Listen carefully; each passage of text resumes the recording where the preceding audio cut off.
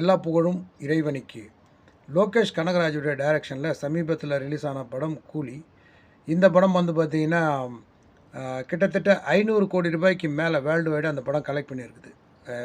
ரஜினிகாந்தை பொறுத்த வரைக்கும் 3 பிளேஸுமே 3 ஃபஸ்ட்டு, செகண்டு, தேர்டு அப்படின்னு சொல்லி பார்த்தோம்னா 500 கோடி படங்கள் 500 crore பாக்ஸ் ஆஃபீஸில் வந்து பார்த்திங்கன்னா 3 இடங்கள்லையுமே வந்து ரஜினிகாந்த் தான் இருக்கிறார். குறிப்பாக சொன்னோம்னா எந்திரன் 2.0 வந்துச்சு இல்லையா, அது கூட வந்து பார்த்திங்கன்னா 500 கோடியை தாண்டின படம் தான். அடுத்ததாக வந்து பார்த்திங்கன்னா நம்ம ஜெயிலர் நம்ம ஒரு யார் ஒரு பேர் மனசில் வரமாட்டேங்குது, நெல்சன் நினைக்கிறேன், நெல்சனோட டைரக்ஷனில் வெளியே வந்த படம். இந்த படம் வந்து பார்த்திங்கன்னா லோகேஷ் கனகராஜோட டைரக்ஷனில் வெளியே வந்த படம். இப்போ வந்து கிட்டத்தட்ட உலகளாவிய வசூல் அப்படின்னு பார்க்கும்போது 500 கோடி ரூபாய்க்கு மேலே இந்த படம் கலெக்ட் பண்ணியிருக்கு அப்படிங்கிற மாதிரி சொல்லியிருக்கிறாங்க.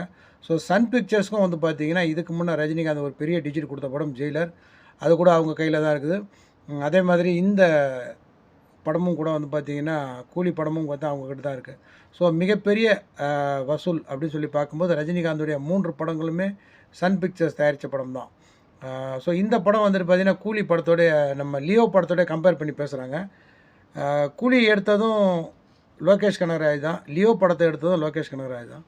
பட் அவரால் வந்து பார்த்திங்கன்னா லியோ படத்துக்கு வந்துட்டு ஒரு பெரிய டிஜிட் கொடுக்க முடியல. அவருடைய கலெக்ஷன் வந்து இவ்வளோ தான். விஜயோடைய கலெக்ஷன் அப்படின்னு பார்க்கும்போது அந்த 150, 200 கோடி அவ்வளோதான். அதை தாண்டிலாம் அவரால் வர முடியாது. ஸோ அது மிகப்பெரிய ஒரு தோல்வி படம் தான் லியோவை பொறுத்த வரைக்கும். ஸோ இதுக்கப்புறமும் ஒரு பெரிய டிஜிட் கொடுக்கணுன்னா லியோவுக்கு பிறகு அவருக்கு பெரிய கலெக்ஷன் அப்படின்னா விக்ரமை சொல்லலாம். ஸோ இது 2 படத்தையும் தாண்டி அவர் கொடுத்துருக்கிற மிகப்பெரிய ஒரு கலெக்ஷன், அவருடைய கரியர்லேயே இது பெரிய படம் அப்படின்னே சொல்லலாம். சும்மா பேசுகிறவங்க வந்துட்டு லியோ படத்தை தூக்கி வச்சு பேசிகிட்டு இருக்கிறாங்க.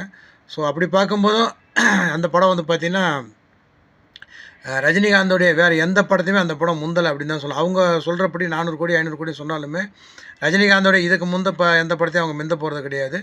இப்போயும் வந்து பார்த்திங்கன்னா 3 பிளேஸ் ரஜினிகாந்த் கையில் தான் இருக்குது.